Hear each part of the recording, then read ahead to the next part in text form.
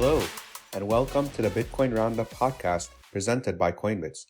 We bring Bitcoin news, hot topics of conversation, and deep dives into a variety of Bitcoin topics to you weekly. We are Coinbits, a Bitcoin financial services company. Check us out at coinbits.app. This recording is for informational purposes only. No investment or legal or any other advice should be drawn from this content. And as always, consult an advisor before making any legal or financial decisions. Hello, everybody. Welcome to the Bitcoin Roundup Live hosted by Coinbits. Today, we are very, very honored to have the one and only Michael Goldstein, aka Bitstein. Michael, welcome. Thank you for being so gracious to us with your time and glad to have you with us today. Oh, thank you so much. I really enjoyed some of the conversations you've had, and I enjoy talking to you. So this works out well. Fantastic, fantastic. Now, of course, Bitstein needs no introduction. As a matter of fact, he's from the era where you signaled Bitcoin allegiance via your Twitter handle by adding the word "bit" to your name, which is, I would guess, like early Bitcoiners did that. Nowadays, it's the hodl, the plebs. That's how you coiner on Twitter. But Michael goes all the way back to where adding the word "bit" to your first or last name was the cool thing to do. So that's how you know someone's age on Bitcoin Twitter. Anyway, so Michael is the president and founder of the Nakamoto Institute and Bitstein Consulting. If you consider yourself a Bitcoiner and you've never heard or visited nakamotoinstitute.org, correct this right now. Check them out, nakamotoinstitute.org. Some of the most prescient and eye-opening insights into Bitcoin, the cypherpunk movement, and just Austrian economics are on this website. And once you start going down that rabbit hole, it's hard to come back out. So check it out, nakamotoinstitute.org.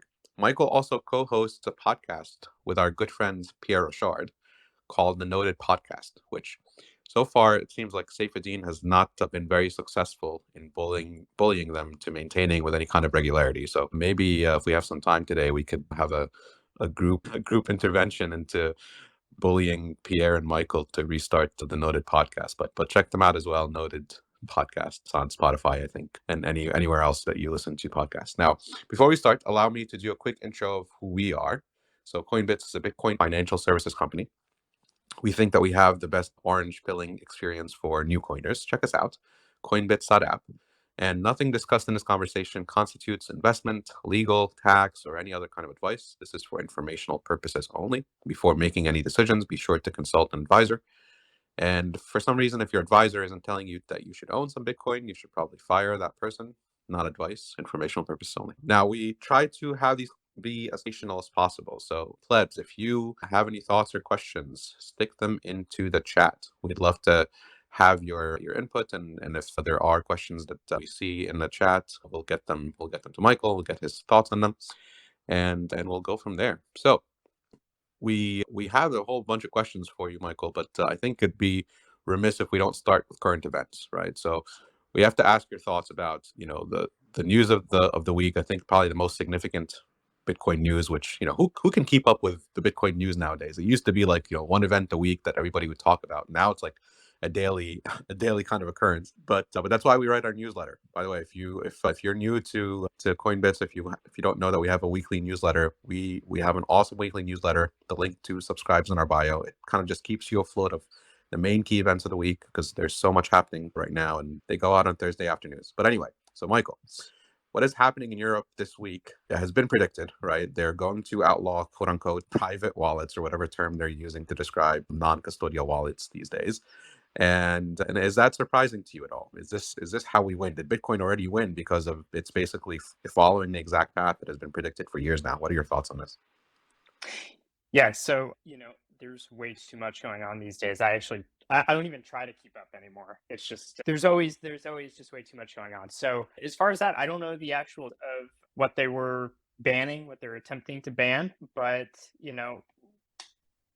this is the kind of behavior you can expect from tyrannical governments. And we've seen, I think, that, a lot of nations around the world, almost all of them, seem very interested in tyranny these days. So it kind of is unsurprised. But yeah, I don't know if I have any particular comments on the exact thing because I don't know the details. Could you fill me in? Yeah, definitely. So earlier this week they announced that basically they're well. First, I think it started with Russia, and I forget the exact order. It was like a couple of days in a row where they started with, "We're going to outlaw any Bitcoin addresses that are tied to Russia," and then I think it evolved into, well, not only that, but anything that where we can't identify who the owner of the specific wallet is, then we will outlaw that. And it's basically an attack on privacy. And I think Dirk Gigi was the one commenting on it the most. I'll have to look up the exact tweets and post them in here. But they're doing they're doing the CBDC playbook where they want to identify who owns what and complete loss of privacy.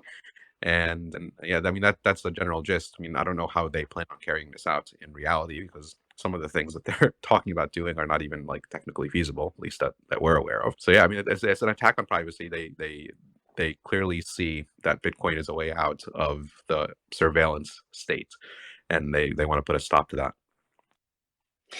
Yeah, I do always find it funny when they want to do things that are not even technically feasible. Like it doesn't actually make sense, for instance, to ban the concept of a wallet, having self custody of your keys, because it's a math problem. It's not even exactly a difficult math problem.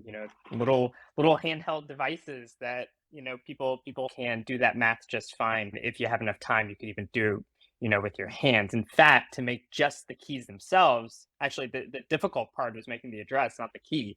To make the keys, you can just, flip a coin 256 times and you'd have a private key. So to ban, you can't ban the creation of a private key. You have to do these very like brutish methods of trying to stop things. And it's usually on the fiat rails anyway. If things are outside of that scope of surveillance and it's just happening, what are you going to do about it? So I'm not, I don't consider myself one of the privacy experts, not because I'm not a champion of it, but because I think that others are just way more informed about how to actually go about securing your privacy. But it seems like the way that things get set up is like, yeah, when you deal with the fiat system, you have to end up rendering unto Caesar, and Caesar is becoming more and more tyrannical, but it doesn't explain how they plan to deal with anything outside of their purview, that's outside of their purview already. So it's kind of impotent on their part from that perspective, which I do find quite humorous, although the actual what plays out might not be as humorous. Yeah, I mean it's the general attack on privacy that they're really going after. And they I think the exact words of the legislation, or at least what was in the news, is that they want to ban non-identifiable Bitcoin wallets. That was October 5th.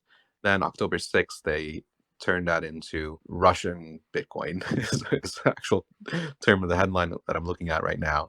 And I mean, yeah, I mean it's the exact playbook of the erasure of privacy, and it's nothing new. And I don't even think they have actual plans to do this in any meaningful way. And then it turned into, I think the day after, or maybe later on the 6th, which is yesterday, it turned into, well, not just non-identifiable wallets, not just Russian cryptocurrencies, Russian owned cryptocurrencies, but also now mixing services. They want to outlaw that completely, and we've already kind of seen that kind of direction with Tornado Cash. But yeah, Right.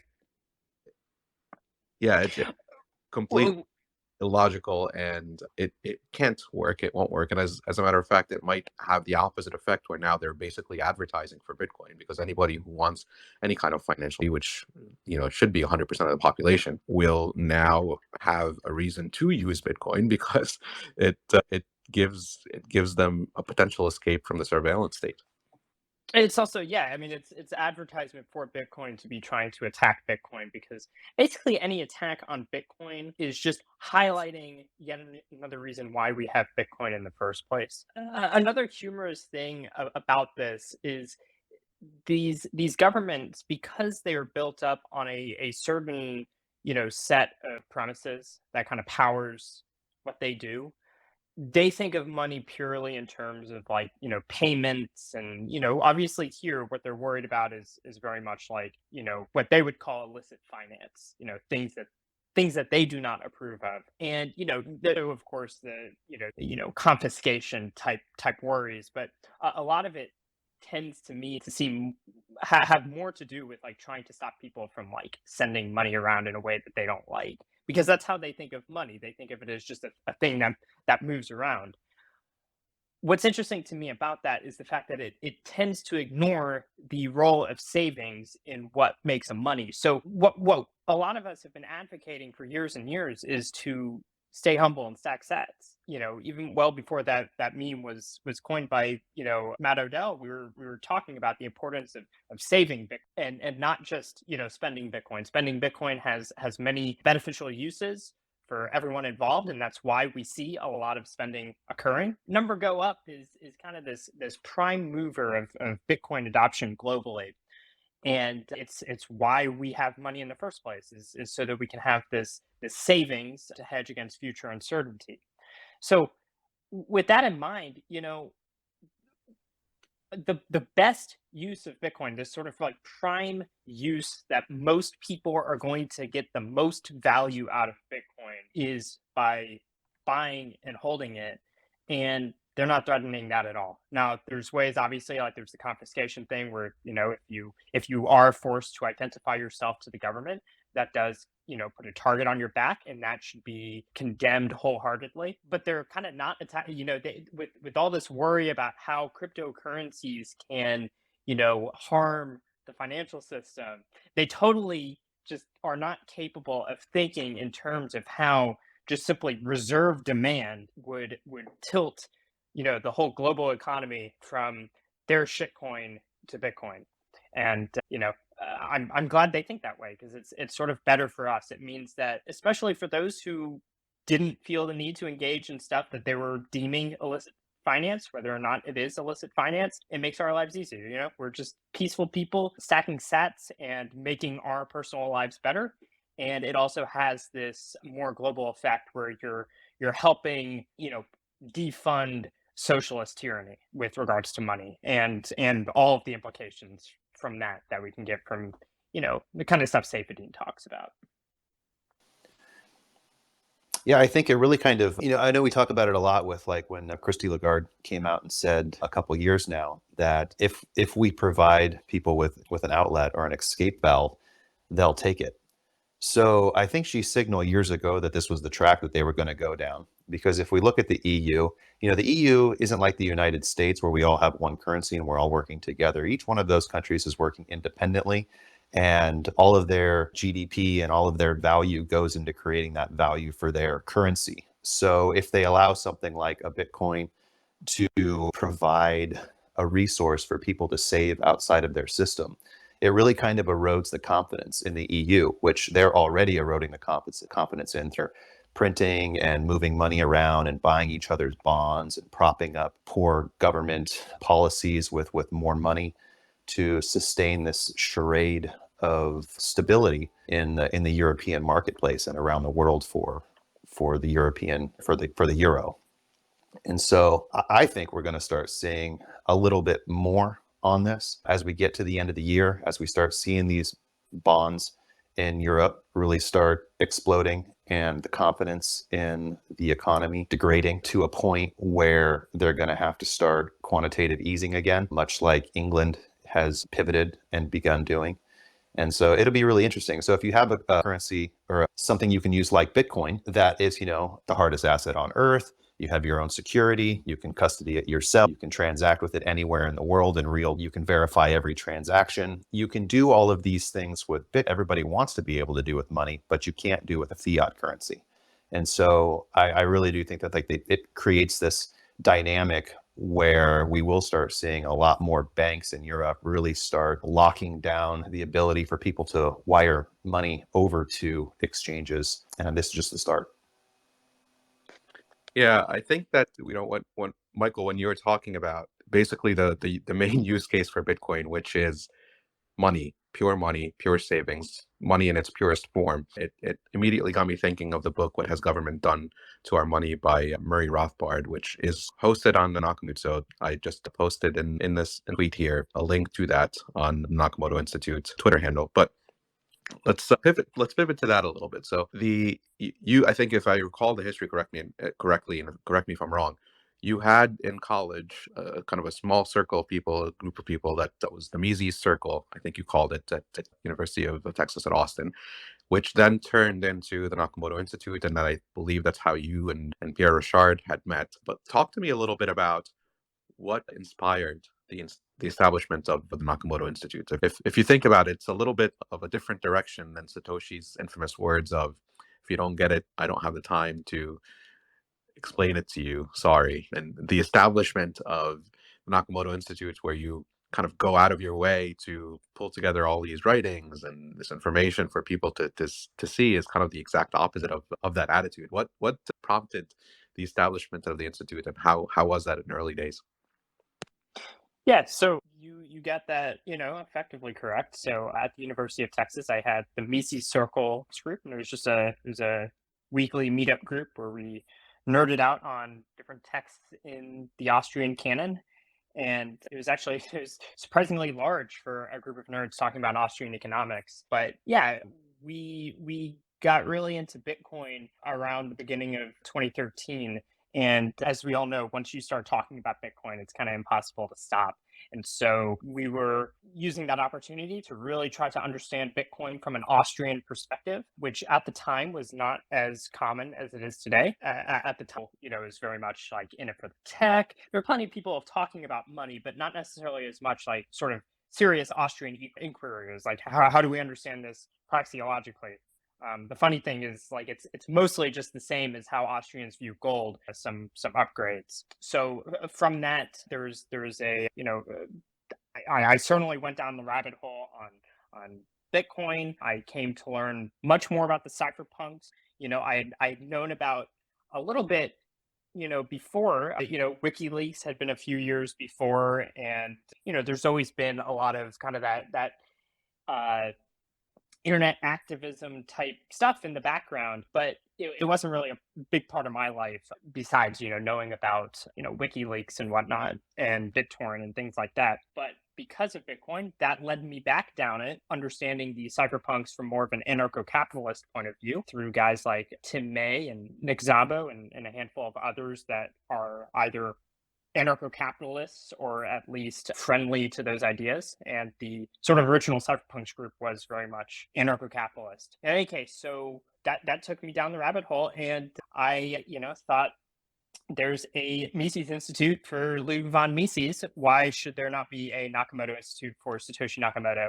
And that became a place for me to use as a repository for all of this information about Bitcoin, host some of our, kind of economic analysis of Bitcoin, obviously the public writings of Satoshi himself.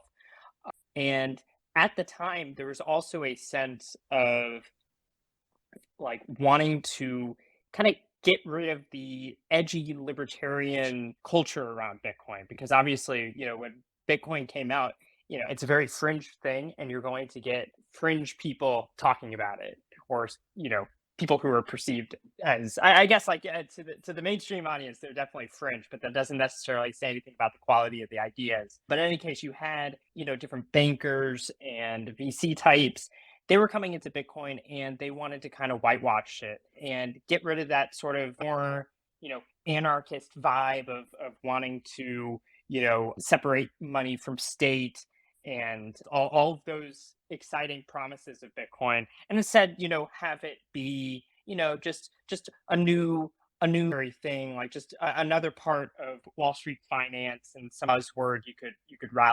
And what I wanted to do was to merely have a place that kind of kept this information out there, so it's there just to have as a specter hunting, that world, as Tim May, echoing Karl Marx jokingly, kind of put in the Cypherpunk Manifesto, or sorry, Crypto Anarchist Manifesto. So yeah, just I wanted to make sure that these voices that created the culture that Bitcoin emerged out of, either directly or indirectly, maintained, a presence online. And yeah, that kind of just that motivation. That's amazing. I think it's really interesting coming at it from that perspective, because I think most people nowadays, or at least in the Bitcoin circles, at least on Twitter these days, have learned about Austrian economics through the lens of Bitcoin. Like I mean, I'm not an economist by training or have any kind of understanding of money prior to Bitcoin, which I think is a good thing that I learned. And I think most people are learning what money is through Bitcoin and finding the Austrian school of economics first, as opposed to, the Keynesian nonsense that is taught in universities these days, as Saifedean always tells us. But it's interesting that there's this group of people who understand sound money get together to discuss the writings and of the Austrians and the Austrian school's thought around what money is, and then, oh, look, there is this perfect manifestation of what the Austrians would call sound money. It exists. It's basically worthless at the time, right? This is 2010, 2011, and all of a sudden there's this movement around it, and then you start to pull all these writings, and some of the writings, I mean, going back to like Hal Finney and Nick's, some of that from the early 90s, it's incredible foresight. I mean, we complain now that we're early we're early to Bitcoin and the world doesn't understand it. Imagine knowing and seeing some of the writings of Nick Szabo and Hal Finney and others on the Nakamoto Institute. Check it out, please, nakamotoinstitute.org. It's the amount of prescience and understanding of where the world is heading 30 years ago at this point is absolutely incredible. So, I mean, thank you for your service and pulling all that together. I think it's an absolute, it's got to be like a live museum somewhere at some point when hyper Bitcoin happens. Noted. Yeah, when I could afford that, that'd be really cool to do. I'm certainly blessed to have just kind of existed in this time where that was possible, because post financial crisis in high school, I got to learn about Austrian economics. That led me down this sort of Rothbardian rabbit hole. In fact, I learned Austrian economics before I learned Keynesian economics, which only made Keynesian economics seem kind of even more insane. It was hard to swallow that people actually believed that stuff once you've already heard the sort of Misesian Rothbardian perspective. But and then for Bitcoin to be swooping in at this time, it was really I'm happy that I was there, and I'm happy that I was able to sort of channel that into something that still brings you guys something. Also, I'd like to say, as regards to the prescience, I mean, we're talking about the Europe wanting to ban different Bitcoin stuff, but also consider that these guys, they were dealing with like actual threats of throwing people in jail for cryptographic software in the form of the crypto wars centered around Phil Zimmerman and PGP. So they in some ways have like almost a more intense battleground, whereas like it's really like life or death in a sense, life or prison at least. Today, I don't know if there's anyone who's been like actually prosecuted for doing any Bitcoin calculation, just as such. Back then, there literally was someone being threatened with jail time for producing and sharing cryptographic software, and that's kind of the world that these guys were dealing with. So that also brings a very interesting perspective from them. Yeah, thank you for sharing that. I wasn't aware it was that serious, that they were threatened with actual jail time. I mean, that's a direct parallel to what's happening today, except that it's not just cryptography now, which is basically mainstream. It's privacy in general. Yeah, well, if you think in many ways, like cryptography has been a military weapon, so to speak. It wanted to be a military secret, because you want these superpowers for yourself so you can wield them over people, but not for others. And in, I guess it was 1970, it's either 76 or 77 or so, Whitfield Diffie and Martin Hellman and Ralph Merkle had been working on, public key cryptography technology, and they kind of unleashed it. And so, funny enough, we've only lived about less than 50 years with public key cryptography. And it went from being this thing that the government would have wanted to keep to itself as a military tool, and it became something that all people have access to. As long as you know how to use math, or you know how to install a math program onto your computer, you can engage in the mathematics that allows you to secure your communication, and including in a way that a government, no matter how strong it is, can't break into it. So it's a pretty revolutionary change in just a few decades. And at the time, it was still like kind of in this like, oh, this is a military thing. I guess if I just had to guess, like the commercial internet wasn't as big, so there wasn't as much of a a use for, like, we have SSL now and stuff like that. That's, very common. But back then there wasn't really, what is the civilian use for these things? Now, obviously, Phil Zimmermann understood what it was. Like, private individuals also deserve private communications, but in any case, they were treating it as a military. And so under ITAR, which is the regulations around weapon, they were slamming him with that. They were saying that to share cryptographic software is akin to selling weapons across borders. And that raises all sorts of philosophical and legal questions. And I think all of us sit on one side of that question, and so far it's one that's prevailed pretty well. And I'd also like to give a shout out to people like Adam Back, who are still with us fighting on the Bitcoin front lines, because there was a whole movement to fight this crypto war with PGP. There was also the Clipper chip idea, where they wanted to have basically a government backdoor. You can do cryptography, but only if you give the government a backdoor. There was a particular senator who was pushing this stuff very hard.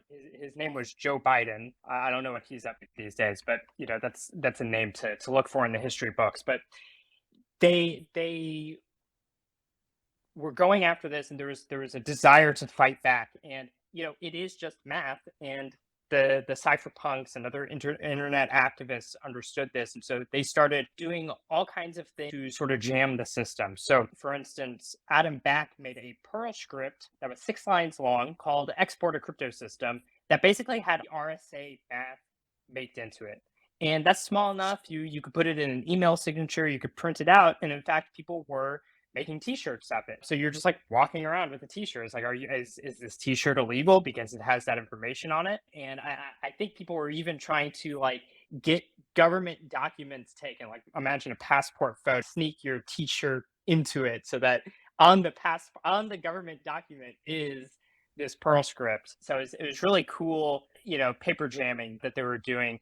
And for PGP in particular, there was MIT Press put out a book that had the source code, and by the ITAR regulations, you could send a book overseas that had the source code in it. That was seen as fine, so you could send it over and do OCR on the other end, type in the characters if you need to. That was totally legal. But to actually send the same information over internet wires was being treated as exporting weapons, and a little bit of all of that helped. I don't know the exact series of events.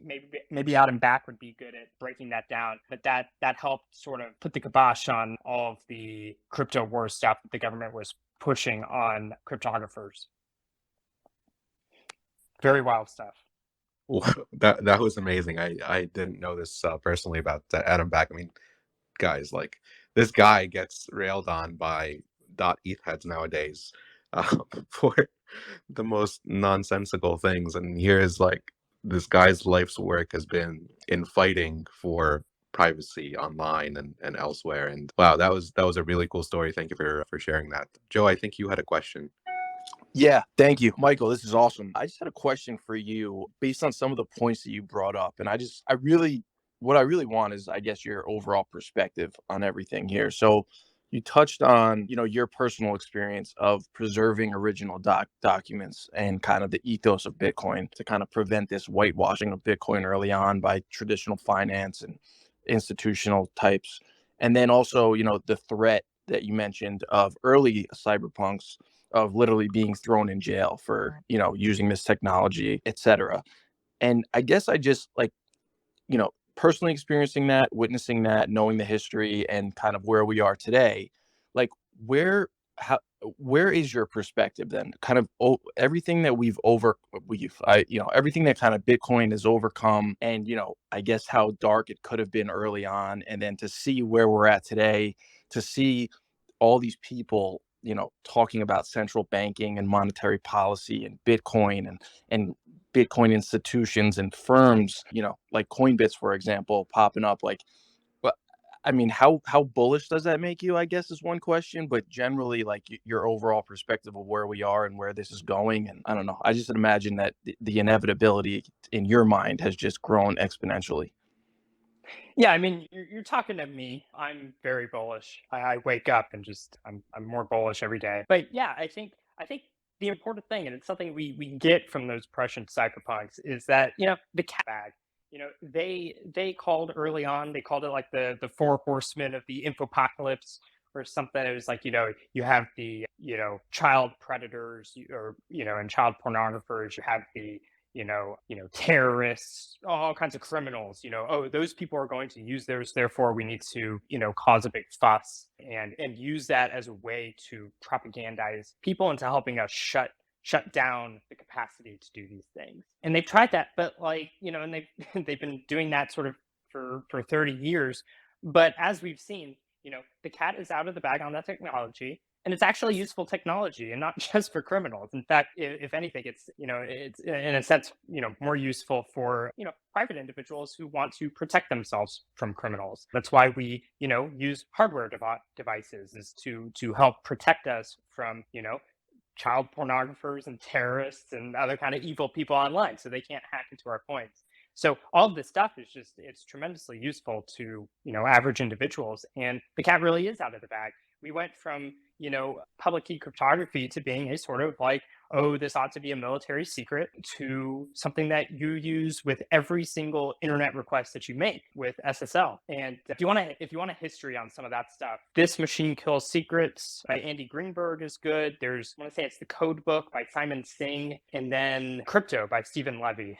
Those are all very nice sort of history of cryptography and the cypherpunks. But yeah, this stuff has just exploded, and we see this with Bitcoin. We see that early on, it was really associated with a lot of, obviously drug dealing. Silk Road is the obvious example of like, oh, here's sort of the evil, use of Bitcoin from the state's perspective. But it's just useful for normal people. I am not a drug user, and I never purchased anything on the Silk Road, and I have no ties to that kind of underworld, but I still had a use for Bitcoin even when the Silk Road was still operational. So just because, I saw it as a way to save money, if only I had money to save at the time.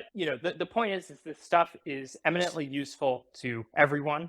And so once that thing's out of the bag, all of us are just recognizing like how useful it is. And over time, how much even more useful than we thought it was. And more people are learning that every day.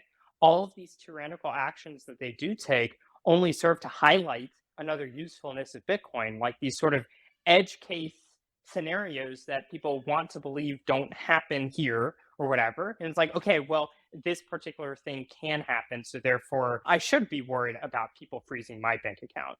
So overall, I'm very bullish on the proliferation of these things. And I think in the long run, there's always going to be bad people, and they're going to make use of things. But, good people have found these, and there's more good people, I believe, than bad people. And, it's going to serve more and more good. And I think we prevail in the long run. And we're actually, I say that, we're prevailing already. That's just like hokey, hopeful talk. So yeah, in the long run, no, it's like already right now we're winning. Like, yeah, I think to see just how we've come in the past decade is just proof.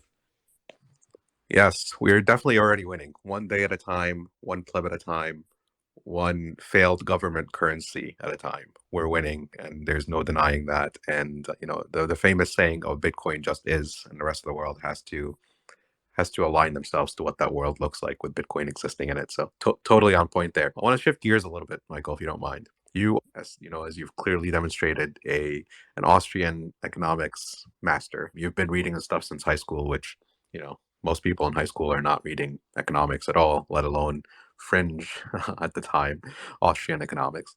So explain to us, very high level, in as simple a way as you can. Maybe we'll qualify this. Explain the Austrian theory of the business cycle to me, like I have a .eth in my Twitter handle.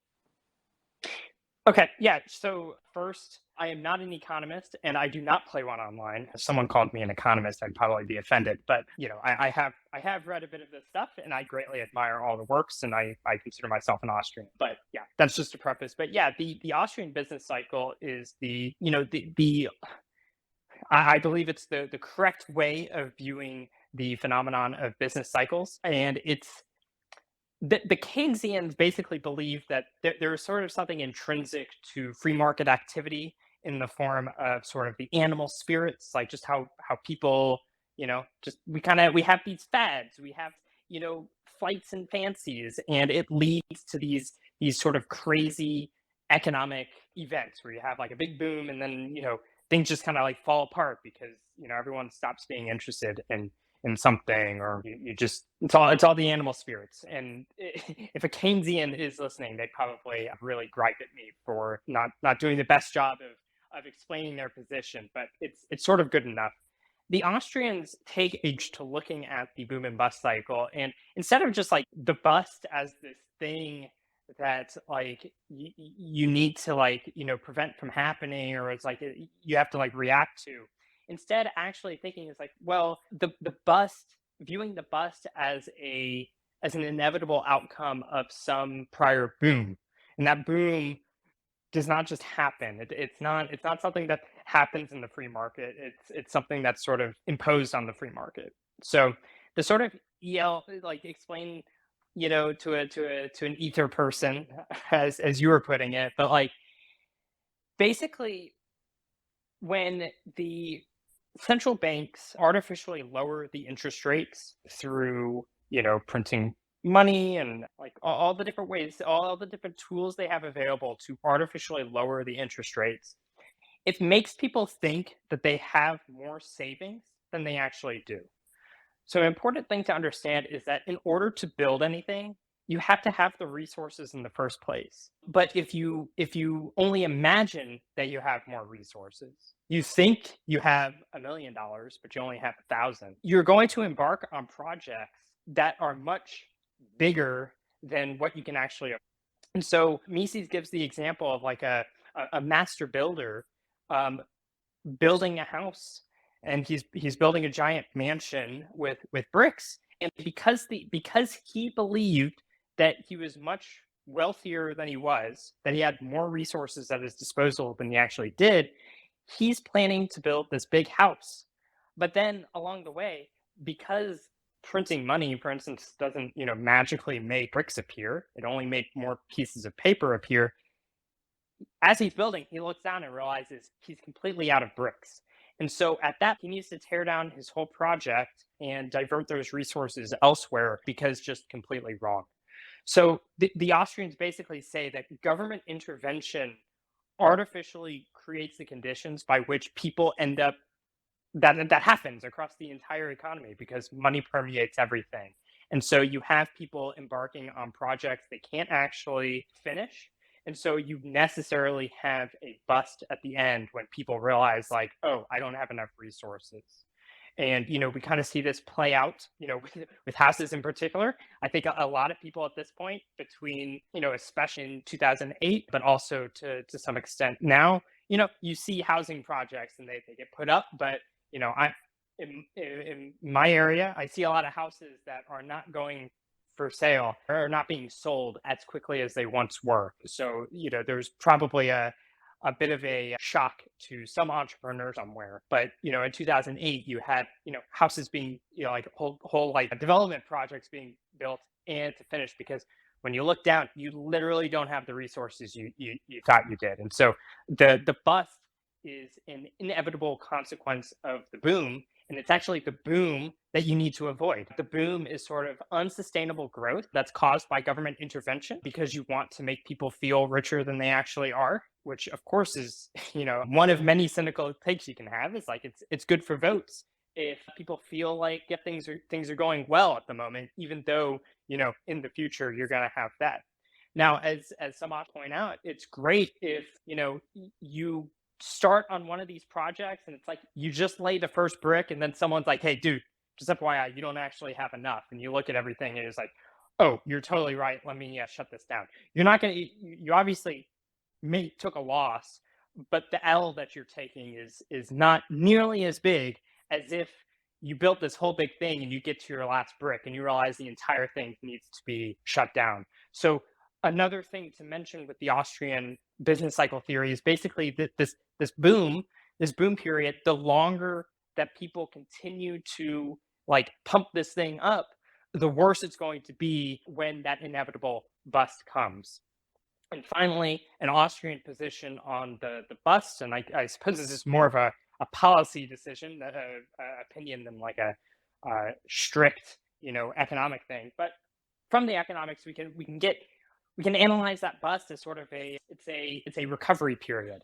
You totally went down a crazy path, and you're gonna have to go through a painful loss and work your way back to a healthy, sustainable growth based on actual savings. And so that contraction, that inevitable thing, while it's painful in the short run, it's necessary for the economy to get back on track. So the Austrians tend to say that, after this has happened, the solution is just to step away and let the economy fix itself, even though it's going to be painful.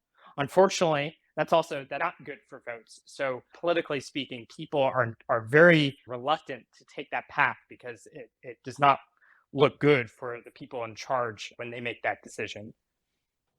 Yeah, it's the Austrian, it's the idea of letting the small brush fires go so that you can get creative destruction, so that you can get, you don't end up having a big forest fire, as the folks in North California can attest to. What an awesome explanation! I think even .eth heads can understand all the examples that you just gave.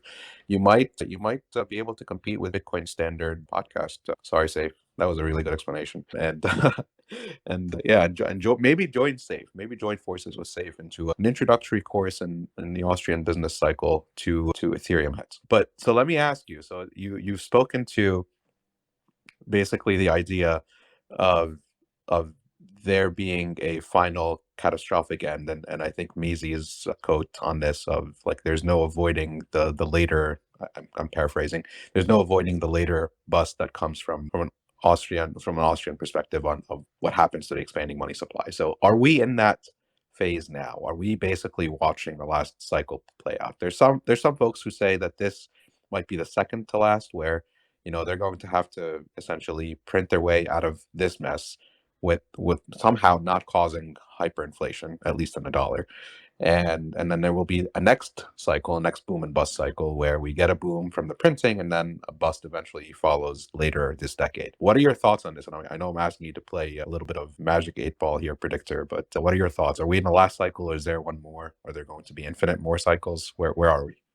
No, yeah, and you're gonna love how I deflect away from this, because I'm gonna deflect away from it because part of the reason why I am into Bitcoin is because I do not have to care what color Jerome Powell's tie is when he comes out to talk about things. In fact, I don't even know what he says. I don't pay attention to Jerome Powell.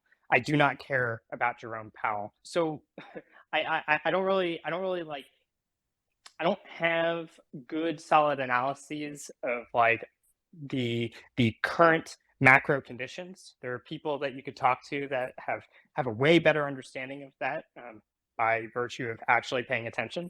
So I'm sure people like Lynn Alden and others would be very good on that. But for me, this is why I buy Bitcoin, is because I don't want to have to think about these things. As far as from a sort of Austrian theory perspective, something to keep in mind is that, we don't necessarily always know the magnitude of what a crash will look like, nor do we necessarily know what the timing will be like. Although Pierre has made some interesting arguments about not really even in fractional reserve banking anymore, and full fiat crazy. It's all sort of politically motivated. So in a sense, you can sort of like politically decide when to pull certain levers, but he would be better to that. But we don't know the necessary magnitude. So like I don't make these predictions. I use this information to look out and think, well, I need to provide for myself and those that I love for my life, and hopefully beyond my own life. So I need to think on that time frame. And unlike prior to 2009, I do have an option to be able to do that and opt out of caring about this stuff.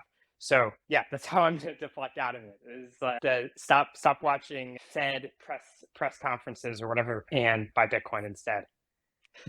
Deflected like it is always the best way to deflect as a Bitcoiner when asked these questions is basically lower your time preference. My time preference is 10, 15, 30 plus years out, and that's the way to bow out respectfully. We appreciate that, and that's why we at Coinbits are building for that future, and we allow people to DCA, buy some a little bit every day, money that you won't have to sweat about, and that's why we think we're building the best DCA app into Bitcoin. Let me ask you kind of one final, what we'll call serious, because this is a Friday after all. We want to talk Bitcoin and chill, so we'll turn to some more less serious, less academic type topics after this last question for you, Michael. Uh, You've said before, and this is going back to maybe I think it was 2018 or 2019, I think, a podcast appearance where you've said, and I think Safe also had this viewpoint where if governments were to somehow return to a gold standard, which I think at this point is probably impossible, not feasible operationally or even just physically, but if governments were to return to a gold standard type situation where they back their fiat currencies in some way and showing proof of reserves on gold, that it would slow Bitcoin adoption or lower its use case and potentially put a damper on the whole thing. Do you still feel that way now, a few years later after having had that thought? Yeah, so also I did get that from Safe. Actually, it was one of his Bitcoin standard review bulletins or whatever he called those at the time, and I thought it was a very interesting argument because usually people want us to you know give some explanation of how Bitcoin will get hacked or the government will just shut it down, some like apocalypse scenario like that, like bend the knee and accept that one of those things can happen so that you'll be not so bullish on Bitcoin. And he went at it from a different perspective, which is, well, what if they kind of went along with ours? Like, okay, well, we'll just clean up our monetary policy. I do think that there's still a lot of, I mean, the whole idea was never feasible because the government's never going to do that. So from that perspective, I mean, it was always just a sort of academic idea. That being said, I do think that there's truth to it, that if the government, announced that we're on a gold standard again, that, people would perhaps have less in the short run because they just, want to like the dollar would become like a more of a real currency again instead of just a total shitcoin. That being said, there's a couple things at play. Like first and foremost, thinking just kind of in the medium and long run, even if they did such a thing, Bitcoin is strictly superior. So it's not like only better because the government prints a lot of money and they don't just stick to natural whatever how much gold is actually dug out of the ground. Bitcoin is superior on kind of all fronts. It's better for portability. You can hold it yourself. You can send it instantly. It's strictly scarcer. The stock to flow, and I'm speaking not to the model, but to the actual just scarcity of Bitcoin. From that perspective, it will literally be scarcer than gold by the end of this halving cycle. So it's just strictly superior on pretty much all fronts. And so from that perspective, like, even just from that sort of inflation perspective, you wouldn't want to hold something that's increasing at 2% over something that's increasing at 0% in supply over the long run. So Bitcoin just wins. So even from just a pure economic, Bitcoin is still better in the long run. And the other thing is that if the government went off the gold standard pretty easily, it could go back on the gold standard if it wanted to. VC says it's like it is a complete choice. You can just do it, but you can also just go it as easily. So Bitcoin is always there as a check on that. And I just don't think that the government would be able to muster enough trust again that would make people think that it would actually stick to its guns on a gold standard. And even so, I don't expect, even if they made their I don't think that they'd be able to make as good of payments infrastructure as Bitcoin either. Even from just like a engineering perspective, because Bitcoin has had this blank slate, we get to go back and like rebuild everything and engineer it right. So it's just like it's a way better experience. Like doing I've heard people complain about making wire transfers versus Bitcoin. Even when you get to like the down to that level, and it's not just about the cost of having to go to the actual cost of a wire transfer, but just the whole process of it is just, it's really nasty. All the APIs are terrible. Bitcoin is just better. And so I actually wouldn't expect that the the payments networks, I mean, as nice as they are, in the long run, Bitcoin might be able to have even, better engineered payment systems all around. And, we'll have to see, is that 10x better, 100x better? But I do expect just overall, Bitcoin is strictly superior. So I don't actually, I don't have a concern about the government getting its act together. So, and even if it does, I still don't have a concern. So it remains just an academic point, just to make a point where it's like, what really matters is we need a hard currency. And the government failed us on that. 1000% completely agree with everything you just said.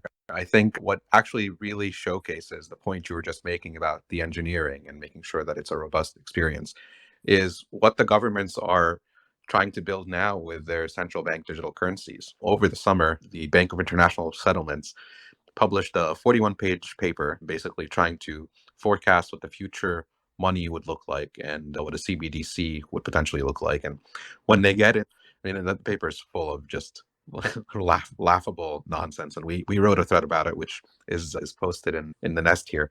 But when they get to the engineering part, I mean, they're just referencing all this blockchain voodoo nonsense, which essentially like either rebuilds or leverages some of the attempts at some of the things that they're saying now, which is a complete house of cards. It's like that meme where you it's like all these blocks on top of each other basically hanging on by a thread, which is like a broken consensus. If that consensus mechanism breaks, then you have a pile of rubble. Yeah.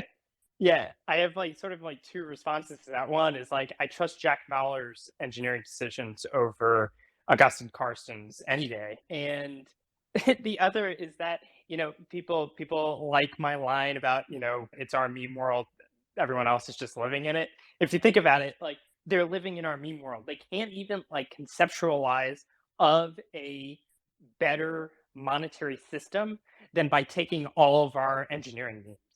Oh, well, if you put together this blockchain thing, that's how you have a better one. It's we're so far ahead in thinking about what it takes to make a truly operational global financial system. All of theirs, they're short-term opportunists, and they are also always trying to figure out how to just add more personal power for whatever tyrannical purposes. They don't have that focus that the Bitcoin maxis do in terms of just getting this thing actually right. So in the race to make a truly operational, awesome global financial system, Bitcoiners are going to win. We already are, as I've said, because we can see it working all day, all night. You can send your on-chain, you can send your off-chain payments. It just works. And they're just talking about oh yeah, wait, maybe we'll make this CBDC thing. And every day that they don't push any code, I don't see them pushing. I mean, they probably wouldn't make it open source, but every day that they're not pushing code, they're falling that much farther behind Bitcoin. Absolutely. All right. So we've been going for an hour. It's officially, at least on the coast here, almost happy hour time. We're past the midway point of the afternoon, and we want to pivot to more weekend style type conversation. Welcome. Yeah, sounds good to me. So you were probably, I think, the first person to kind of point out, at least explicitly, the mimetic warfare in the Bitcoin space. And I think it was at a BitBlock Boom conference. I think it was maybe 2018 or 2019, where you basically spoke to the mimetic warfare that we have, and we will basically out everybody. So maybe take us back to your thoughts then and see if, I mean, a lot of it has played out exactly as I think you called out. I don't think memes back then were as powerful and as dispersed and decentralized and as effective as we have now. And we have some really cool memers with us today, and I'm gonna give them the floor in a second to have their perspective as well. But why do you think that memes are so, and why are Bitcoiners so much better at memes than really literally any other group of people? Yeah, so I gave that talk because I wanted to give a talk on something that didn't really get talked about. And even though have been important to Bitcoin for a long time, no one had really just kind of outwardly spoken on the topic like that. And I also wanted to talk about memes beyond just the idea that it's these, image macros. We all remember from, I don't know, 2010 or whatever, you'd have success kid, or I can't even remember his name. Steve. He had like the hat. It was supposed to be like the jerk roommate or whatever. There's all these like things that are just, have a top text, bottom text. There's like the insane wolf. I'm sure you guys remember all of those, but like that's memes, so to speak, are way more than that. I mean, it comes from, the Richard Dawkins thing about ideas that sort of propagate. It's sort of this like extra genetic, life propagation of sorts. And from my perspective, when I think of memes, I don't think of those image macros. I don't even necessarily think of like particular phrases or anything like that. Instead, what I was trying to get across is that memes themselves, like it's really just persuasion and rhetoric, which are art forms that have existed since antiquity. And not about like the particular medium, which would be like those image macros. It's about the ideas and how to propagate them. So from that perspective, I would say, like, why are memes so effective? I would say, well, that's almost a tautology, because of course memes are effective. That's what memes do. The question is, like, which memes are effective? And from that perspective, that leads us to, the other question, which is like, why are Bitcoiners so much better at memes than other groups of people? That kind of gets to that point. Like, everyone is trying to meme everyone else. We're all trying to propagate ideas, persuade people to see the world the way that we do. I think some of the things that Bitcoiners are very good at is, one, we try to ground ourselves in obvious truths. And by that, I mean, first of all, it's what we believe is true. Maybe one day we'll somehow figure out we're wrong or something. But we all legitimately believe in these things, in the core foundational ideas of Bitcoin. And when I say obvious, I don't mean in the sense of like, everyone, you're an idiot if you don't see it right away, because it takes quite a bit of effort to actually come to grasp it. What I mean by that is, at the end of the day, when you finally get to it, it is like grug level stuff. It's things that, in fact, part of the problem, the reason why it is so difficult for us to kind of grasp these sort of obs of Bitcoin is because we've been educated too much and we've been propagandized too much. And so half the time we're just trying to help people unlearn the things that they learned, because the ideas of sound money, it's not rocket science. It's actually something that pretty much any human can intuitively understand. I think money is as natural to humans as language. And so, it's baked into our brains. Like, we kind of know, a pretty young child can understand that if you have a bunch of stuff and then you throw more of the thing in there, that's like, oh, well, it's not as valuable anymore. Like a kid, might collect marbles because they're super shiny and interesting, but then one day they realize, like, oh, you can go to the store and just make a bag of marbles. It's not actually that scarce. These things are very foundational, and that's more of what I mean with obvious. So with that in mind, we're able to take things, they're generally simple ideas, even if it can be difficult to kind of route around all of the bad education, but we're able to synthesize it down to sort of easy to understand bites that people get. And when you have that, it propagates much better. And so that's the sort of drug brain. You can go into the, right side of the bell curve in a super complex way of understanding it. But we also, enjoy our drug brain left side of the bell curve explanation. It's like, yeah, number goes up. That's good. That's a good thing. So that's number one. Number two, and I have like three that come to mind, but like number two is that we're really good at rolling with punches. And so because of that, you see, we're able to turn sort of insults into badges of honor. So like, even Bitcoin maximalist was, that was actually like an insult. And they're like, okay, I guess we're Bitcoin maximalists, whatever. And then calling us toxic was an insult. And, there's a lot to say on that, I suppose, although I'd rather, get into some other stuff here because it's kind of been beaten to death. But, that too was something that was being lobbed at Bitcoiners very often just because they didn't want to put up with, shitcoin pitches, not even because they were being mean or anything, but simply because they were wanting to focus Bitcoin and only cared about Bitcoin and thought that only Bitcoin was going to become the global currency. So it was a very descriptive rather than prescriptive attitude that was being treated as toxic. Hackers are very good at being like, okay, yeah, sure, we're toxic, sure, whatever, cool. And some of them lean in it for fun and all of that, but we're really good at rolling with those punches, and so it's much harder to kind of like stop someone who can take a punch. And tied up in that as well is the third thing, which is we're simply like we're good at having fun, and so it's just hard to beat people who are having a good time. So with all that in mind, I think we're able to take these ideas, package them up in sort of easy to digest sort of sound bites that you can compress it a lot, and you can also take those same things and decompress them a lot. And in both ways, you are able to add value. We're very good at that, and yeah, we'll sit and try to give you an entire I'm just thinking of the meme of the bell curve. You always have the midway. It's always like this really super long explanation that no one wants to actually sit through. If you require that, now those things are good. Bitcoiners love having these long in-depth conversations and stuff. We're having one right now, but it's like if you rely on that to be able to transmit your idea, you're not going to make it. So I think those are three things that play into, and there's likely more, but those are three things that come to mind that really set Bitcoiners apart.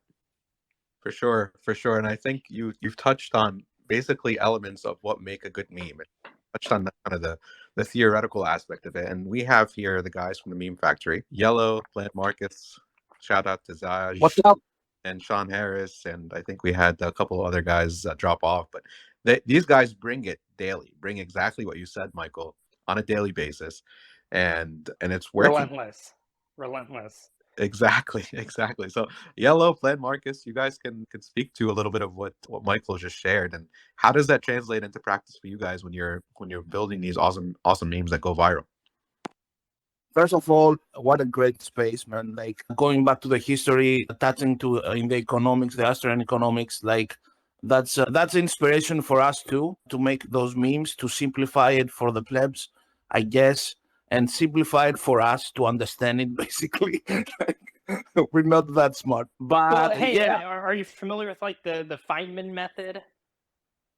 Yeah, exactly. You say words like that, but and I'm like, what?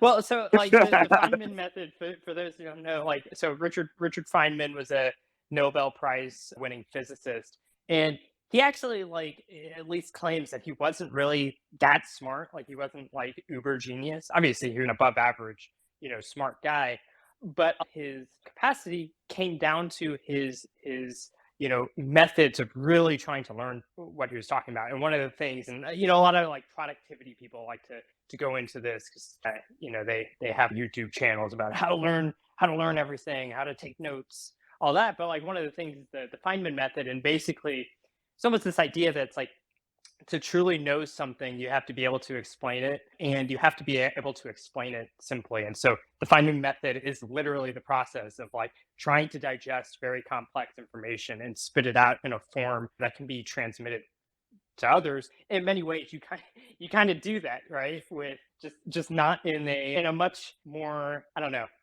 It's in a meme form. I don't know how to put it, but I'm updating my Twitter bio to Feynman method expert right now. Thank you for that. I didn't know it. I really struggling with something about memes lately, and it's a good opportunity, I think, to all think about it and brainstorming a little bit if we can. And it's around the fact that like at some point memes here, especially in Bitcoin, like stay in our bubble.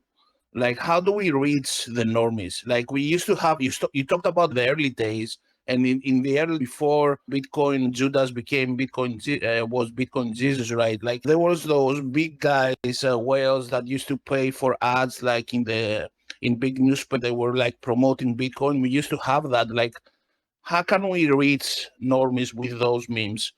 How can we see a normie and like appear, and one of my meme or anybody's meme, one that is great, and we can all decide like a little bit like a grassroots movement, to make that meme visible to the normie's phone. I'm struggling with that actually, and because like we can have our explanation and the memes, like we can go a little bit viral and like say what we have to say to the normies when the bull market comes.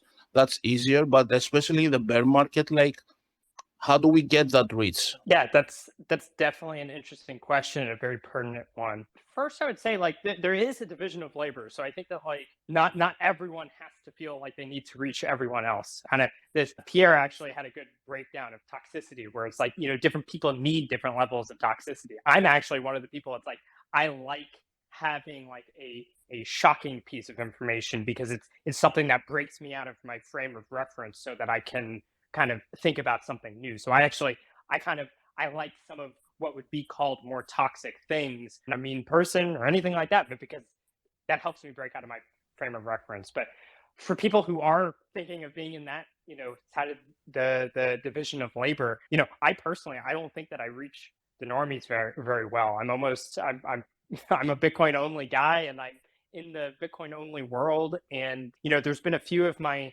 tweets have kind of hit the masses before I was able to get a lot of butthurt in Wall Street in 2017 with a tweet of mine that went viral and ended up getting printed in the Financial Times, which was funny. But for the most part, like my stuff is kind of Bitcoiners and people who have maybe they're early Bitcoiners, but they found their way into the Bitcoin world.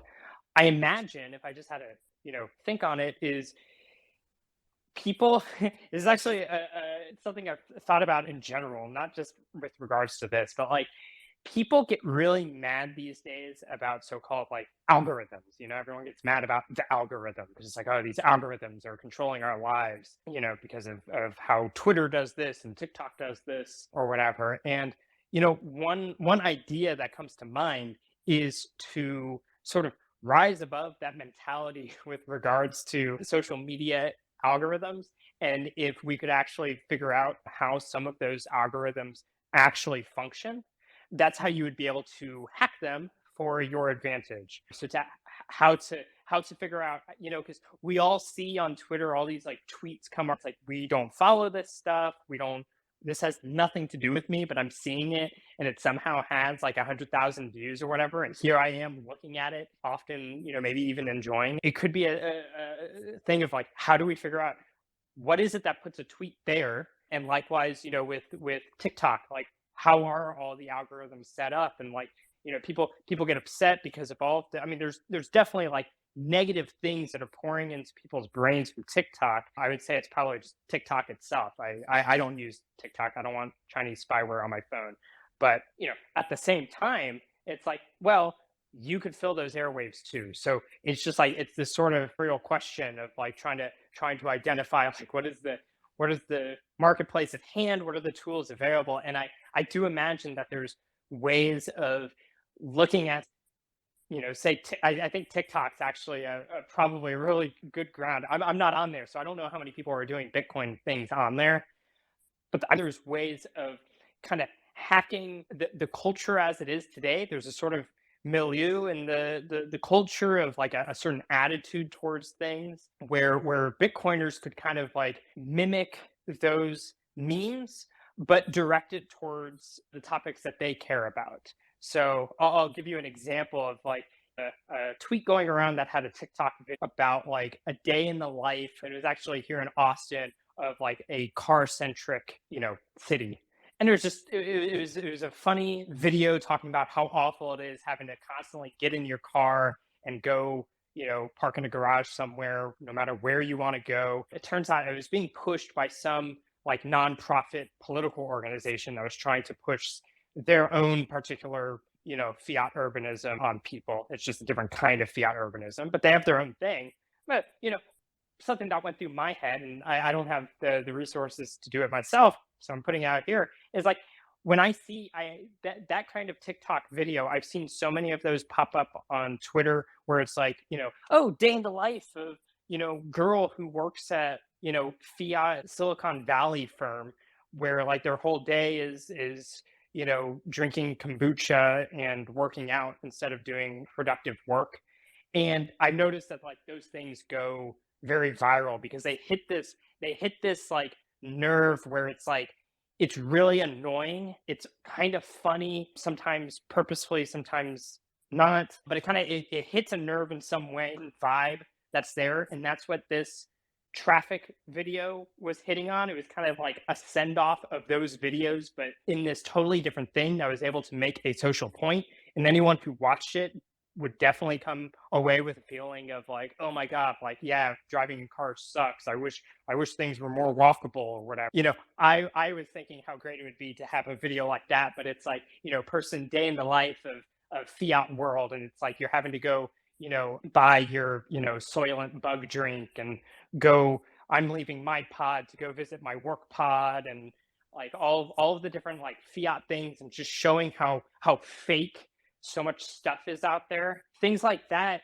they're not like explicitly like in your face about Bitcoin. It's this way of kind of introducing people to our way of thinking in a way that's very entertaining, and comes with just like a very quick punch of and taste of like we're feeling in this like really sense, you know, where it's like you feel it. And you know, if you could do that in a way where it makes your own life, like you look around this fake stuff I'm sitting around, and it, you know, get them into our worldview and more open to the kinds of things we say. That's like one way that I think you could really have an effect on, you know, certain kinds of normies. Does that kind of like general strategy of sorts make sense to you? Yeah, it does. It really helped, and also I had a similar idea about like not going after the algos, but like letting the algos come to you. I know there's like a lot of success with stunts, in the real world. Like I always had like that image of crumpled up, dirty USD bills with a Bitcoin stamp, like in one side, just like outside Wall Street, and like stamps like that will bring like a lot of like that point of like acknowledgement and like light bulb coming out over like not like, oh, that can happen to us too. Like, Yeah, another thing I'll say, and this has been one of a strategy I've had for many years now with normies, is like, well, you know, they're normies. They need it to be a norm. You need to normalize these things. So just in my you know, daily life, wherever I am, I mean, I'm always going to be talking about Bitcoin. I'm never going to not be talking about Bitcoin. So for one, the normies just have to hear it whether they want to or not if they're around me.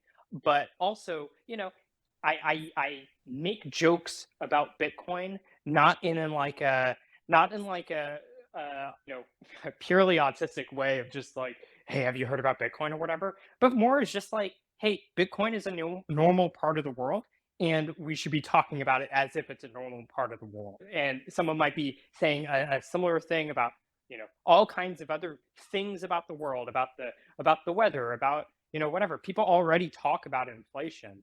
So just like if the topic of inflation happens to come up, you know, it's like, oh yeah, that's just why you buy Bitcoin. You know, it's just like the completely normal part of a normie conversation is one thing I like to do. And as far as like kind of bigger things, obviously it has to be more of like a sort of some kind of like marketing campaign or whatever, but kind of that normalization of just like putting Bitcoin in the world thing that like you should actually bad if you're like, what is that Bitcoin thing? Like, you know, there's all these things that are always happening on Twitter, and I'm typically able to keep myself from caring about, you know, whatever is the latest outrage thing. But at the same time, part of me is like, I have no clue what that is. Like, should I be looking that up? You should be making people have that feeling. Like, should I be looking this Bitcoin thing up? Should I be looking, you know? And I think most people have heard of Bitcoin at this point, but there's other things that they could be looking up about it or kind of revisiting. But Do you mind if I jump in for a second here? yeah, please. Cool. Yeah, so, you know, I come from like a marketing background, and when I make films, the most impactful way I found to do it is you don't sell what you're selling up front at all.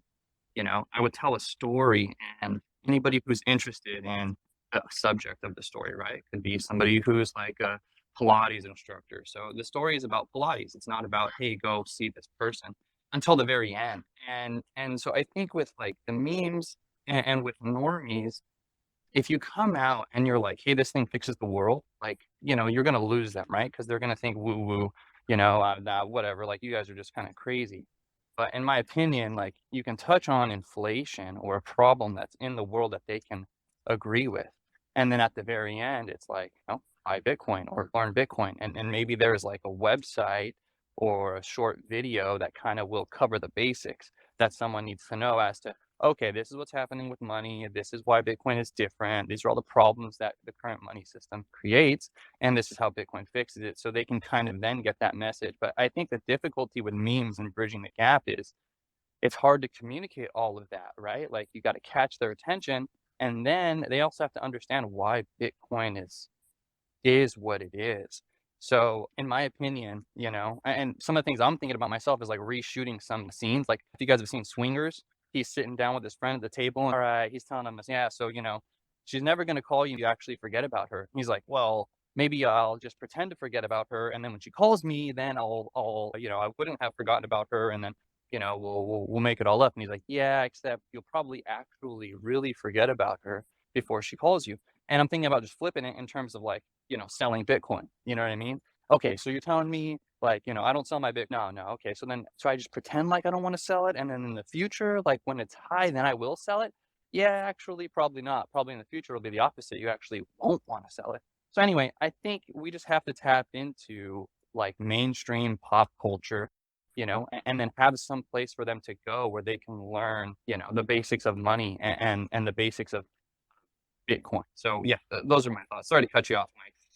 No, I think that's great. And I love Swingers is a hilarious movie, and I love any Bitcoin things on that. But I think you're right about like you have to actually story and then pull them in at the end. And I think that's actually like if you look at a lot of the sort of memes that make fun of Bitcoiners and it's like that we're all autistic or whatever, that is what it is. It's like the expectation is that we're all just like we're very blunt with just like going in and have you heard there's only 21 million, and it's like you do have to I am like that very often, but just in terms of wider persuasion, you do have to kind of like create this almost like seductive vibe. You have to like tell a story, make a vibe out of it, not just go in there with a sledgehammer, because that just comes off as, if anything, it almost comes off as like actually antisocial, because you're not taking the other into account and meeting them where they actually are and finding what they actually want out of life and showing them how Bitcoin addresses it. You should be addressing them pulling Bitcoin in. At least seems like the and also be hyper focused on the audience, right? Like, are you trying to get people who are already like shitcoiners? Because that's going to be very difficult, because any meme you put together going like, hey, this fixes this, they're going to have some stupid fucking rebuttal that makes no fucking sense, okay, or fine, you're going to go after no coiners, then maybe you'll have a better shot. So you have to really be hyper focused on your audience.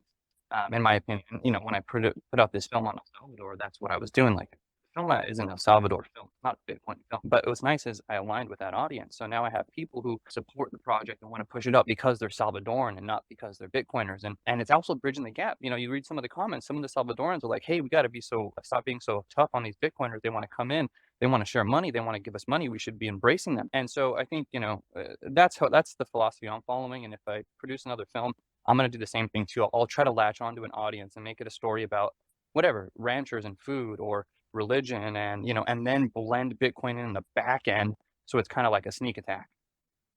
Yes, yeah, I think all of that's good. Sorry, Yellow, if I could just throw something in, is like basically like bringing those things together is like leaning into the algorithms and actually, because like basically what I was describing earlier with like that that traffic one or whatever is like people are picking up like this is what other successful people are doing, because that video got very, very viral. That's why I saw it. I'm not on there to see these things. They tap into like an actual sense that people have, a real feeling, and they're able to like tack their own thing on. And so you really have to like, you kind of have to lean into that algorithm and let it work for you so that you can find these stories that need latching onto. So, Yellow, you had something? No, I was about to say that, like, first of all, you guys gave me an ad for something. Second of all, thanks for the feedback. I'm really struggling lately about this. Like, I can make a bunch of memes and they can be entertaining for the Bitcoiners here. We can laugh, but like that's okay too.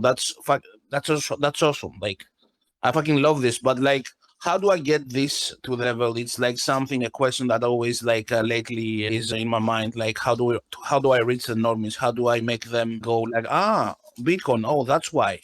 Well, Like, that's funny you bring that up, Yellow, because I think this last the most viral tweet you've had it's on the Nest now, where it's one of I those. hate it. Yeah, it's one of those like clearly like viral things that have gone viral that you took and you turned it into Bitcoin without even mentioning Bitcoin once, right? With the watermelon. Michael, I don't know if you've seen this one. We got to get this. Is this the one where Michael Saylor's in there saying Yeah. there's no second best? We got to get this to a million views. Exactly that one. So it's a watermelon like opening video, and then all of a sudden, like the plot twist, it's Michael Saylor, and they're saying there's no second best. And this, I think, has the potential of all the things that you guys touched on, where it's not a Bitcoin, it's not really a Bitcoin meme. It talks about that, and you see this guy. It's like, oh, this guy's Michael Saylor. Okay, I've seen him on the news. I've seen him on CNBC talking about what is there's no second best. What is that about? And then all of a sudden, you're kind of like, this thing has gone viral. It shows up in your feed, and you're find yourself talking about Michael Saylor and why he's talking about something not having a second best. What is that? And I sorry to cut you off, Yellow, but I think that like that line of thinking, that line of attack to get this stuff to normies, is exactly the right one. The funny thing is that like I made a meme about me hating that meme. It's kind of true because I've spent like weeks and weeks making memes and I got like 300 likes and I make that meme in like 2 minutes and it went viral and I'm like, God damn it. So I kind of like have a hate-love relationship with that meme now. Yeah, some of my most popular tweets were the ones that I like just fired off, and I actually, even as I fired them off, was like, "This is dumb." Like the one earlier I mentioned from 2017 that Wall Street guys were getting mad about. When I tweeted, I was like, "This is a dumb tweet," and I tweeted it out, and it got thousands of likes and like printed in an international newspaper and all of that. So that happens, and I think it's something to be embraced. It's like it's just part of the fun and excitement and absurdity of life. But yeah, I don't know. Maybe we need to get together like a serious coin marketing agency. I know, like not in a sense of being the Bitcoin marketing agency, but just like give us money. I was making videos for a bit, but my laptop is too old, and I don't want to buy it. I want to stack more sats, and so I can't handle video editing very well. So even some of the videos I've made that people like, I have trouble watching it because I can see where things don't line up well because I couldn't actually like render it in real time. So I just kind of had a guess as to where to put things. You just described the exact making of the next Meme Factory stream test video. You could be the first that goes on there twice, and Yellow and Pedro and Zaj can all show you video making memes 101. They're passionate about that stuff. You could be the first repeat guest, Michael. Fair enough. Yeah, if I can jump in here, I mean, first of all, awesome to be here. I mean, Bitstein and Yellow, both of you are like some of the first memers I ran into when I joined Bitcoin Twitter. And to me, I just keep comparing it to like reading a newspaper as I was a kid, like you got all these long articles and most of it I didn't understand. But you go right to the comic sections, right? And then some of those comics you see there, and some of them are really funny and obvious, and some you'd look at it and be like, I don't get it, and you'd ask your dad to explain it, and so as you mentioned, it's just a joke. Everybody is in there, loves to find a little joke, and if the joke is educational and actually explains some complex parts of the world easily, then you want to get it, and you look for the information and you want to get the joke. So I hear it a lot, and I experience it myself too. It's like through the memes, you actually learn a lot of stuff of what's going on on Bitcoin Twitter, whether the joke is complex or completely autistic or very obvious, or some people add too much information explaining the joke, which actually spoils the joke. So that's one of the things I would definitely like recommend not doing.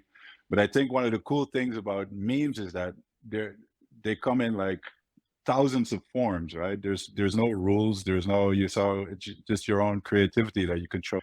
So I would actually suggest, since we're here talking about strategy and do we need a marketing department, I would say no, we just need more people memeing, right?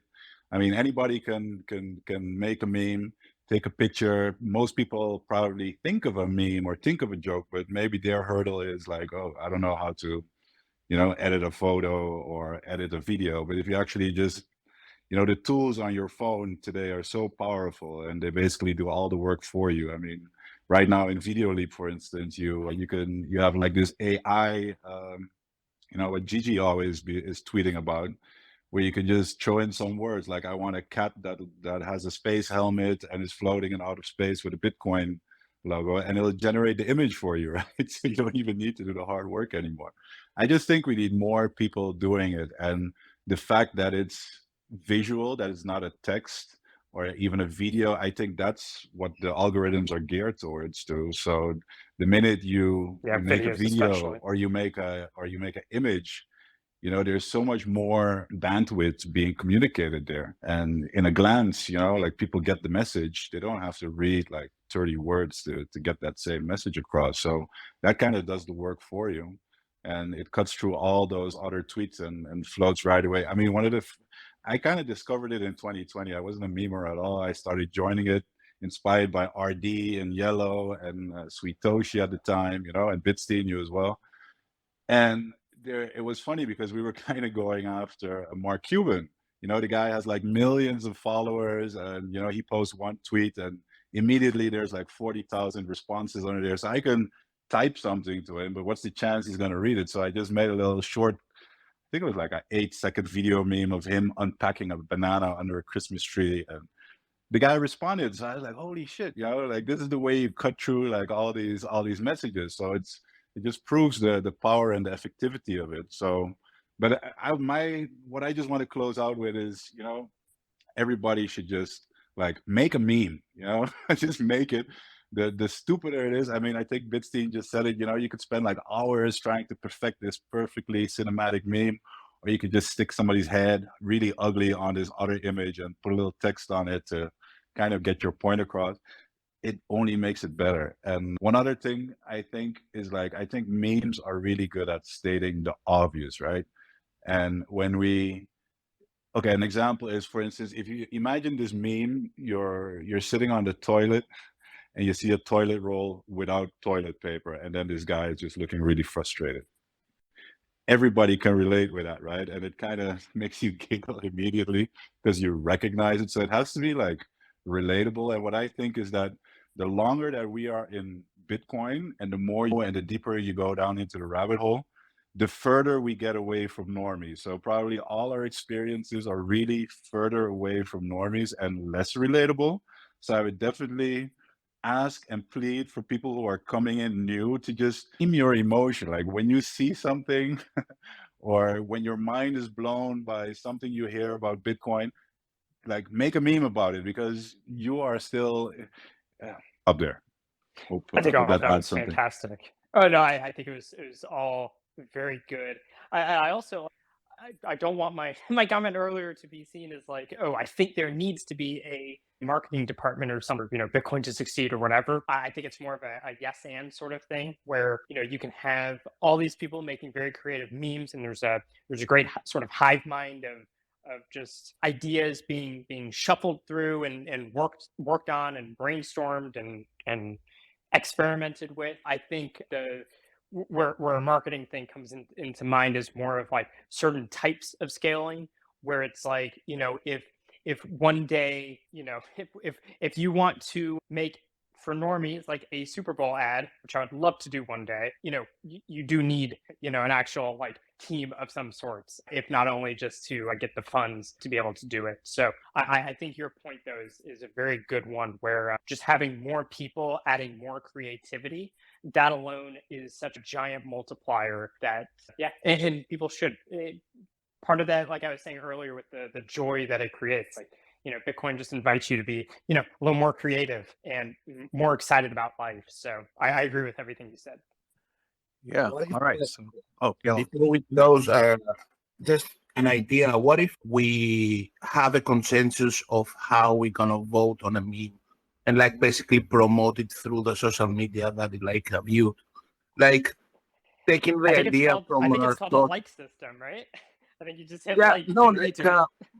but like you see a meme that has the potential, that has a good meaning for the normies and such, And like similar to the idea of the torching light and stack chain, we make a function underneath the tweet.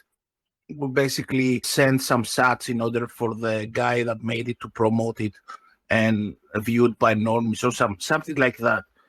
Like, Kind of like what Sailor did, right? Did you guys catch that? yeah, exactly. He got into an argument with, I don't know what his name is. I think he's like an Ethereum guy, but he kind of made a claim that Sailor never did any Lightning transactions. So Sailor decided to get back at him with memes. So he said, all right, I'm going to pay out, I believe it's 1 million sats to the best 3 Lightning memes that are produced here. And so everybody just started creating memes, and, the whole liking system on Twitter kind of decided which were the best memes, and Sailor paid those 3 guys. So he now made the 3 Lightning transactions. I thought it was pretty brilliant.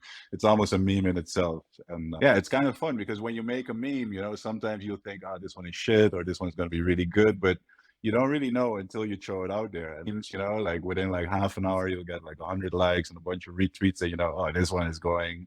And other ones just, stop at like 8 likes, and you'll be like, hey, I thought it was funny, but apparently, the market decided differently. I think there's a need for just taking serious fact that it's just like all of this stuff. We're on the internet, and a lot of it is just kind of like ephemeral, weird stuff. That's it's almost like one of the most brutal like markets out there, because the profit. While there's like the obviously you can have like the profit of like something gets 100,000 likes, but generally speaking, like it's just like brutal competition for competition, for attention. I actually I tend to be skeptical of like the idea of meme bounties per se, just because like I do tend to think that most like kind of good ideas just kind of come about like spontaneous way, and the best memes are ones that stick spontaneously. When I think of like the real scaled up things, I think of like taking proven memes, ones that have already gone through that battle testing, and packaging it up nicer for a broader audience. Once it's been sort of perfected through that, like all of the plebes have kind of latched onto this thing that is the market test itself, through a sort of just natural process of liking and copying and learning from one another. And at the end, the role of like imaginary ad of sorts would be taking the best sort of ideas that have worked at promoting an idea and putting a pretty bow on it, making it like actually nice and polished. We actually have done help for that. Bitstein, what do you make of the Coinbase ad? I mean, that was kind of like, I know it wasn't Bitcoin, it was obviously a Bitcoin casino in this guy. Did you miss it? I think I saw that Coinbase had made something, and I didn't get around to actually watching it.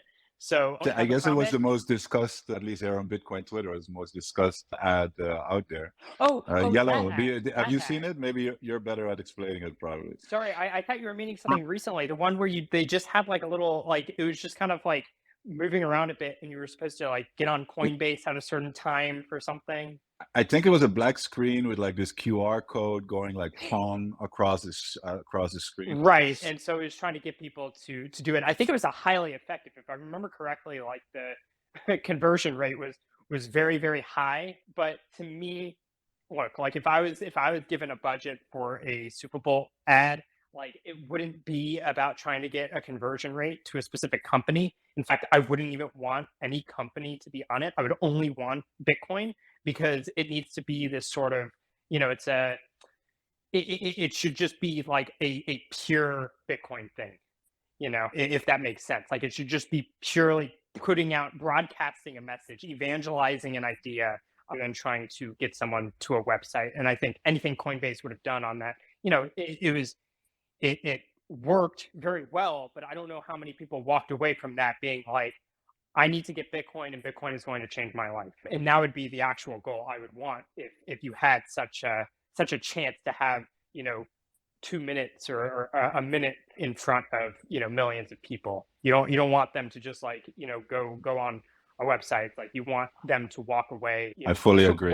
Wanting to radically change their life. obviously Coinbase is a company, so obviously their mission in life is to get more users on their platform. If you look at Bitcoin, then I think the focus, I unfortunately have a marketing background as well. I quit I quit my job in that, luckily. But we And used to have this saying, like it's either like a branding campaign or a performance campaign, where like a branding campaign is more geared towards like image and identity, and like just like loading up the brand with certain associations. Right now Bitcoin obviously in normie land has this massive branding problem where people think it's volatile, people think it's bad for the stuff. So maybe that's some of the areas that a Super Bowl ad could tackle. Absolutely. And that's why, I've got, Marcus, that's why mission is so important. And that's why we at Coinbits, our mission is to get to hyper Bitcoinization. Our mission is to get to the world where Bitcoin is the only money and everybody is transacting and benefiting from the Bitcoin standard. And I completely agree with what Bitstein said, and that's what we're building for Coinbits. But listen, guys, we've been going for almost 2 hours here. We can easily go.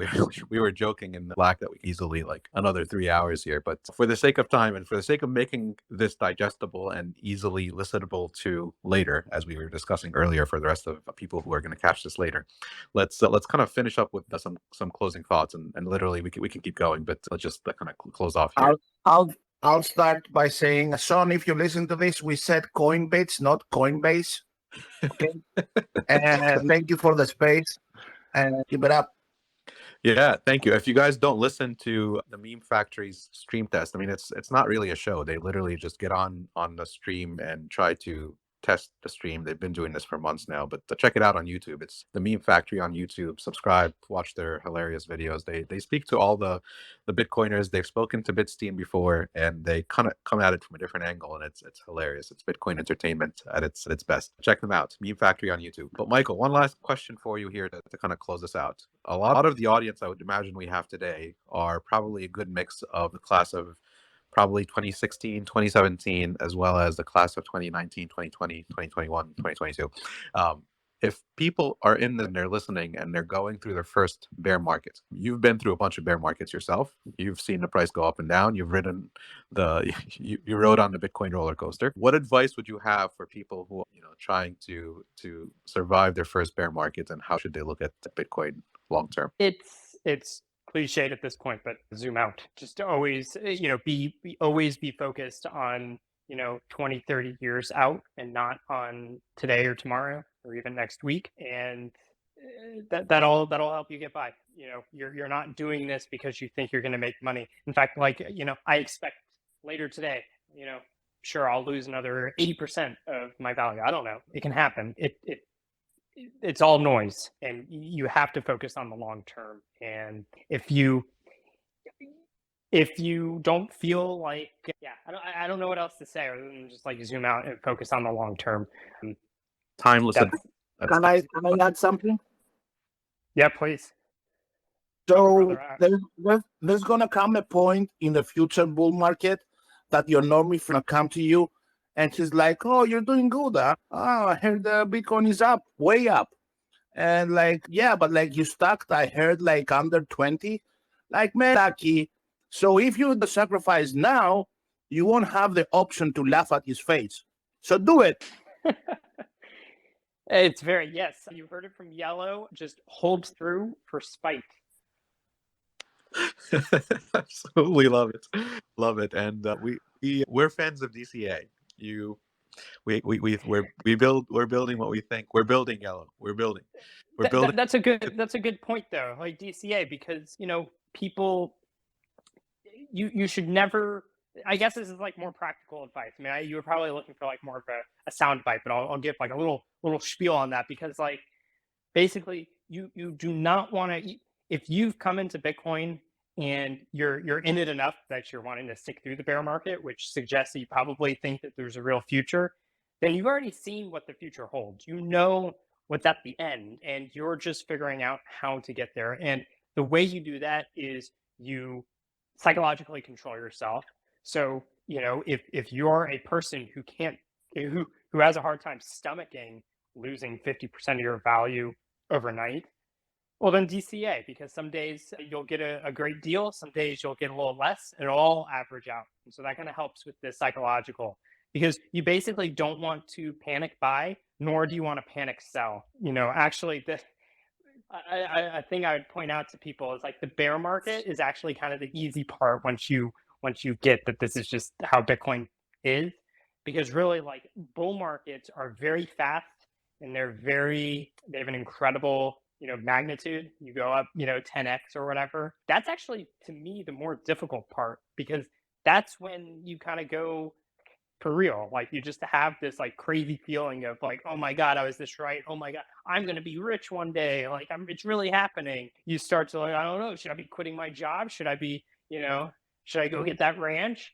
There's all those, let's go build a citadel. It's like all these things you want to do. It's almost easier in the bear market when you can just put your head down and DCA, make sure you have a good enough cash flow so you never have to sell Bitcoin. You should never put yourself in a position where you have to sell Bitcoin. Yeah, I guess the get on zero type people have their own little strategy around that, and that's not what I'm speaking to. But like, you should never have to sell because like you've totally run out of money otherwise, and you're put in like a corner. You should make sure you have a good cash flow. This is why Pierre and his wife, Morgan, they push, you should probably consider, an emergency fund and some of the more traditional stuff. Not, you might differ on how much or whatever, but the mindset that it's speaking to is a very important one, because it's really all about being able to withstand these things.